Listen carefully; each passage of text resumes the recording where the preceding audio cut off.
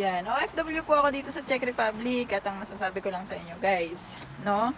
Ang hirap makaipon talaga, promise. Ang hirap makaipon, ang hirap makapundar, ang hirap na makapag-invest, sa totoo lang. So, ako, ang ginawa ko talaga para lang makapag-invest ako, kumuha po ako ng bahay na hulugan. Kasi, sa totoo lang talaga, ang hirap kapag yung ikaw talaga yung mag-iipon. Kasi, dumarating yung point na bigla ka merong biglang gastos dahil meron naman tayong pera. So, sasabihin natin na, ay, may pera naman ako. So, okay lang, sa next month na lang ulit ako mag-iipon. Hanggang sa so on and so forth, ganun talaga yung lagi nangyayari na kada may kailangan kang bayaran, may kailangan kang bilhin, so next month na lang ulit, ganyan. So, ang ginawa ko talaga is, para lang makapag-invest po ako, ang ginawa ko is kumuha po ako ng bahay sa Pag-ibig. So guys, kung itatanong nyo sa akin, ang una kong binayaran muna doon, naghanap muna ako ng bahay sa Pag-ibig. And then, ang una kong binayaran doon is yung reservation. Syempre, kailangan meron kayong agent na mapagkakatiwalaan nyo na aasikasuhin kayo hanggang dulo ha. Hindi ko sinabing agent na ngayon is agent nyo tapos pagka parang baliwala na lang. So hindi ganun. So, ang una ko muna, nag-reservation ako and then after nun, after 1 month, is nagbayad na ako ng equity. So, para sa hindi nakakaalam, pre-selling yung kinuha ko na bahay. And then, yung equity na yon is, nakadepende kung ilang months nyo babayaran. Minsan is 16 months, 18, minsan 24, 27, 32. Depende yon sa kung ilang months nyo babayaran yon. So, sila magbibigay nun. So, ang sa part ko kasi is 27 months, kung di ako nagkakamali. Way back 2017 yun nangyari. So, sa 27 months ko siya binayaran. Which is, ang binayaran ko at that time is, I think, nasa 6,800 per month siya. So, every month yun. Ang total nun, kung di ako nagkakamali is 169,000. So, 2017 pa kasi siya. Natapos siya ng 2019. And then, noong January 2019 siya na turn over sa akin yung bahay. And then, January 2020 na turn over sa akin yung bahay na yun. So, ganun yung nangyari sa akin guys. And so far naman is okay naman siya. So, kung hindi nyo talaga siya aadikain na magpundar, wala po talaga kayong mapupundar. Kung hindi nyo talaga ipipilit sa sarili nyo, kung lagi nyo iisipin na, ay, next time na lang, kasi meron naman akong meron naman ako sasahurin next time, meron naman akong kikitain next time, so next time na lang ako next time na lang ako magpundar. So, kapag ganun yung naging mindset natin, guys, ako na po nagsasabi sa inyo, mahirap po talagang makapundar sa kung aasahan natin is yung sarili natin. So, hindi ko sinasabing lahat, no? Merong iba kasi na magaling talaga siyang mag-ipon. May mga nakikilala din naman kasi ako dito na magaling sila mag-ipon, nakakaipon sila, ganyan. Pero hindi lahat. Kasi isa ako dun sa nahihirapan din talaga ako mag-ipon. Kasi, syempre, meron akong family, meron akong, minsan, biglang gastusan, minsan, alam mo na, biglang gala, ganun. So, hindi natin minsan may iwasan yung ganun eh. Nangyayari talaga siya. So, kapag ganun yung nangyari sa'yo, so, kapag ganun guys yung nangyari sa inyo, tapos hindi nyo ipupursue yung sarili nyo, wala talaga. Kasi ako, guys, sa totoo lang, 2013 pa ako nag-abroad, pero nag-start ako na ng bahay is 2017 na. Would you imagine that? 2017 na yung nangyari. So, 2017 ako kumuha ng bahay, and then 2019 pa nga siya. Halos 2020 na siya nung na-turnover. Kasi, parang November 2019 siya noong pinorward sa akin ng Pag-ibig, na-approve ako sa Pag-ibig na okay na. Then January 2020 naman ako, saka naman ipinasok sa akin yung sa bahay.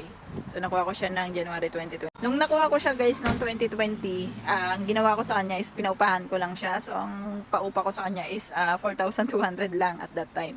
So nakatira din naman ako doon during nung pandemic kasi, 'di ba, na ako doon sa Pilipinas nung pandemic. So tumira din ako doon ng nasa halos 1 taong mahigit doon sa bahay na yun. And then yun, 4,200 ang paupa ko kasi parang 2,000 lang per room ang ginawa ko at that time. Ganun lang siya kamura. Pero malapit ako sa city. So sa Cabuyao kasi ako naka-locate yung bahay. So malapit ako sa city guys. And then hanggang sa nung na-turnover na siya sa akin, binabayaran ko pa rin. Alam niyo, ang dami kong pinagdaanan dyan sa bahay na yun. Kaya ako na nagsasabi sa inyo, kung hindi kayo ganun kasigurado sa pagkuha ng bahay, huwag kayong magsisimula. So, dapat pag kumuha kayo ng bahay, yung inyong mind, yung inyong mental, yung inyong emotional, lahat-lahat is handa po. Kasi ako at that time, nagkaroon ako ng unos pagdating doon sa pandemic kasi. So, nag-pandemic nun. So, alam niyo naman ng pandemic, last March 2020 sa Pilipinas po ako inabot. And then, nakaalis na po ako ng Pilipinas again is August 2022. So, parang halos, nasa 2 taon po ako na nasa Pilipinas. Mahigit 2 taon po akong nasa Pilipinas. Kasi dumating ako sa Pilipinas noon is October 2019 and then March 2020 naman nung nag-hit ang pandemic. Imagine niyo yun. Halos kulang-kulang din akong 3 taon na nasa sa Pilipinas noon, guys. Alam nyo yung kahit nandun kayo sa Pilipinas, ang hirap kasi kailangan mo magbayad eh. Kaya huwag kayong kukuha ng bahay kung hindi kayo yung parang desidido na whatever it takes, ilalaban ko tong bahay na to. Whatever it takes, gagawin ko ang lahat para lang maituloy ko tong bahay na to. Dumating sa point na hirap akong magbayad ng bahay kasi naka-in-house po kasi ako, so 20,000 po yun every month. And alam naman natin sa Pilipinas na hindi ganun kalaki ang sinasahod. Sana naman ako kukuha ng monthly na 20,000 every month. So, andyan yung support sa akin talaga. So, isa yan sa bagay na meron ako. So, may mga sumuporta rin naman sa akin. May mga nagpahiram ng pera sa akin. And isa din yun siguro sa naging reason kung bakit natuluyan ko yung ng bahay, yung pagbabayad sa bahay. Pero siguro kung wala akong support na yung parang support na nabigay, although utang naman siya, pero iba pa rin talaga kapag mahirap kasing manghiram, 'di ba? So siguro dahil may tiwala naman sa akin yung tao, so napahiram ako ng pera. And isang malaking tulong yun sa akin. So guys, huwag kayong papasok sa pagkuha ng bahay kung hindi kayo sigurado. Yun lang yung mapapayo ko sa inyo. Kasi marami kayong pagdadaanan. Unang-una sa mga requirements. Doon pa lang guys, sa requirements pa lang.